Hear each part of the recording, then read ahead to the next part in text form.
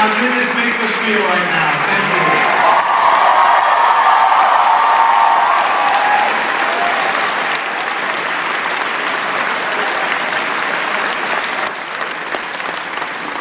Was that the alien again? Yeah.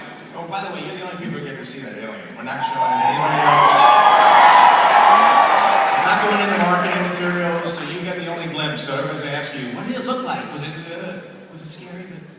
We figured that we're going to try to keep as much a mystery as we can. There's a whole end of the movie that's all about the aliens on the ground that we're kind of holding back from showing because we want to keep a sense of mystery. So it's, not that popular, but we want the campaign to leave something to the imagination so that when you actually pay to see the film, you actually don't feel like you've seen it already. And by the way, it will be shown in glorious 2D.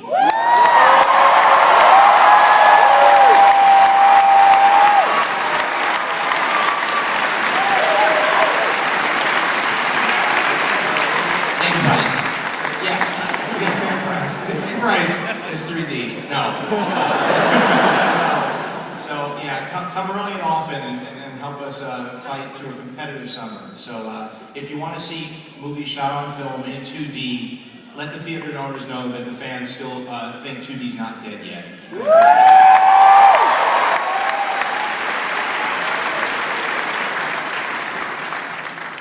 Shall we? John, thank you for bringing us great movies in the theaters every year. I know you're a great director. Do you prefer acting better? No, I see you wearing your Cowboys and Aliens shirt, so I guess you were at Comic-Con? Yeah? Good. We've come a long way, huh? It's getting better. Good. Well, yeah, thank you. I enjoy directing more, to be honest with you, because now that this has become part of directing, now that when we're trying to lock picture and finish off effects and get the music in, the moment where it tends to be the most trying and is the most anxiety from the studios, and you're trying to figure out your release and your marketing campaign, to be able to come here and show you this and to feel like we're throwing a party and to have it be appreciated so much, it makes directing the most fun job there is in the world, for sure.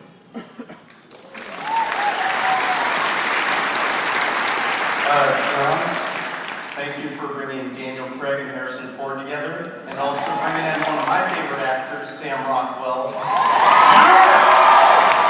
And my question is, I know you're not directing Iron Man 3, but would you be open to at least cameoing as Happy Hogan?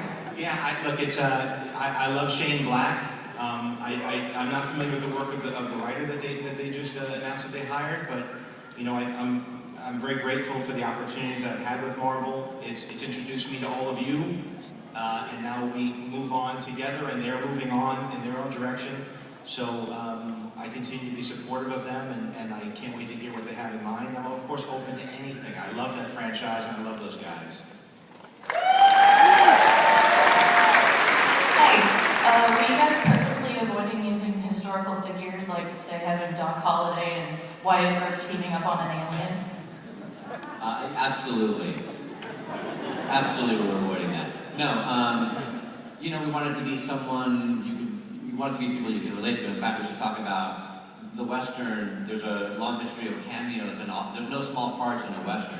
And the reason you get people like Sam Rockwell, you get people like Paul Dano, Walt Goggins, Hannah Aguirre, they all come out of the woodwork because every part matters in a Western. There's no small parts in it. And obviously, John's amazing at casting. We were so lucky to have, everyone in the movie, no matter, even if they're on for 5 seconds, is just giving it their all, and they're fantastic.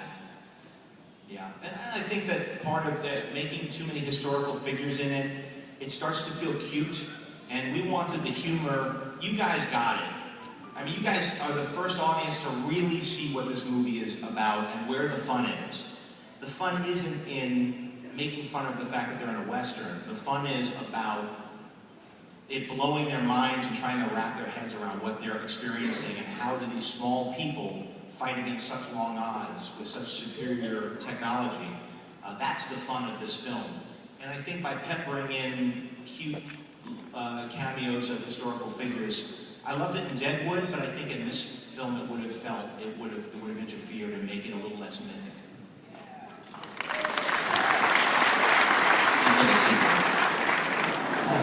Thank you for coming out. And my two questions are, who is doing the music for this movie? My two answers are Harry, Gregson, Williams. What's your next question? Go ahead. I don't want to make you wait online. Just real quickly, who's doing the special effects? Well, we have a combination of ILM doing the. That's why I'm up here visiting with those guys.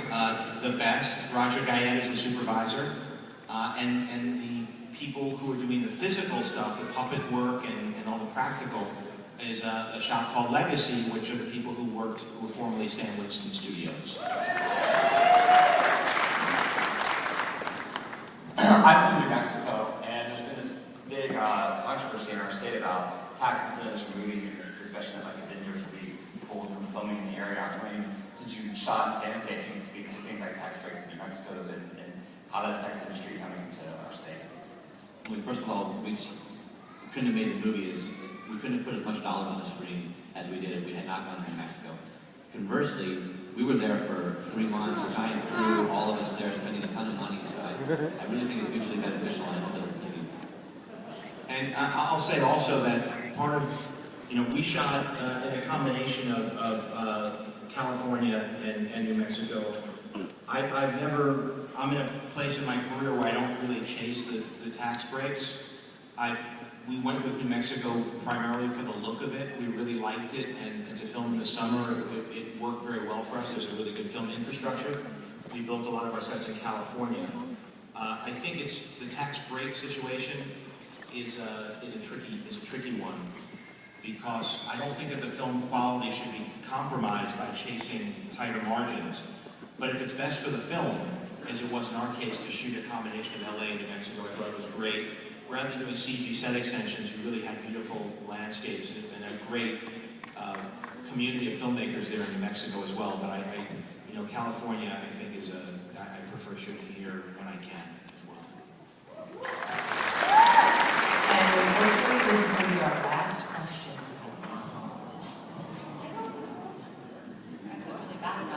So, the film looks great so far, guys. By the way, good job. I wanted to ask with the kind of juxtaposition of Western and sci-fi, is this kind of your commentary on the birth of Manifest Destiny and moving forward, and then kind of where it is now with space being the final frontier kind of meeting? I think that's a great question to finish up on. What's happened in the post-Vietnam era is Manifest Destiny kind of went out the window as a simple thought. Indigenous populations we began to empathize more with, the colonial age was ending, and we began to see ourselves as a world community. And I think that's a positive thing. The bad thing about filmmaking is that you've often dealt with archetypes that weren't really related to the reality of who those people were. And you lost a lot of the traditions of filmmaking. And I think with all these alien invasion movies, what's fun is you can make the aliens this ineffable force of evil, and then allow the Cowboys and Indians to come together to fight them, and fall back on very old traditions of what you would see in the older Westerns, because you're dealing with an alien force. It's no longer people fighting against people. So it opens up the door in a way to make the filmmaking a lot more rough and brutal and simplistic. And that was a big appeal for this. I think you're seeing it in war movies. You're going to start to see it as there are a lot of alien movies. You're going to start to see a lot of the old traditions of filmmaking come back, because you're not as concerned about the political correctness of what you're dealing with. You want to add anything else? And just by doing it, then people get to be shocked. If an alien landed here or a UFO landed here, I think most of us would be like, some of us would be shocked. Some would be like, yeah, I knew it. Back then, it's still kind of a shock, so that's beautiful. You can make a PG-13 movie really brutal, too, if you're not killing real people, which is also fun. There are heads coming off of Lord of the Rings. That's PG-13, right? Anybody else? We have time for one? Actually, yes, apparently the gods have heard your cries, and we've been given another couple of moments for a couple more questions. Thank you. Two questions. Number one, are you going to show this at the Arrow? And number two, The Era Theater, yeah, I hope so. I hope so. My local theater in Santa Monica, yeah. I know, I saw Iron Man 2 there. We call me Big Iron Man nerd. But, Is that why you're wearing a Superman shirt now? oh, I lost it. I had to buy it. Sorry. That's all right. I like Superman.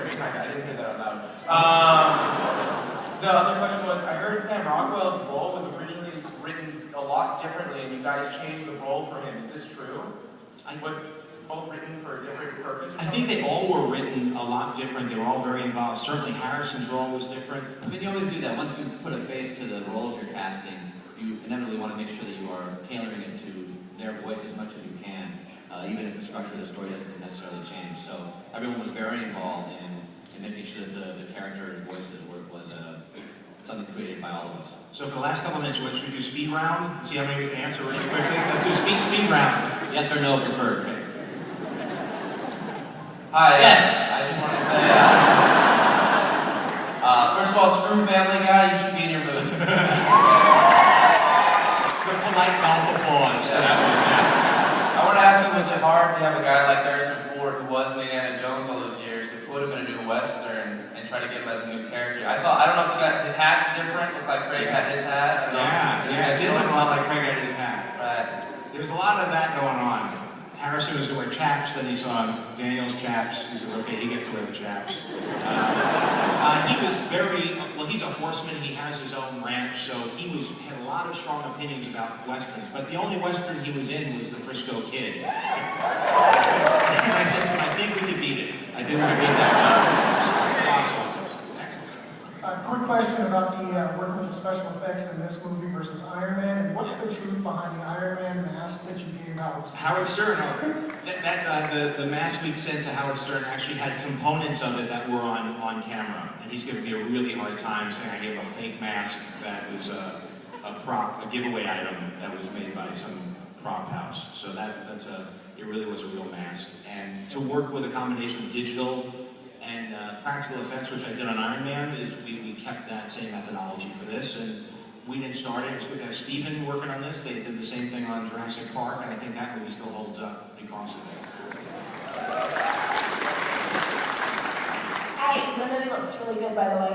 And can you tell me a little bit about Olivia Wilde's character in the movie? She's awesome, first of all. I said, Olivia, please try to come down. She was working. I said, please come down. All your fans who have crushes on you are here. Do you have any message that I should pass along? And she said, she literally texted me saying to tell you guys that she sleeps naked.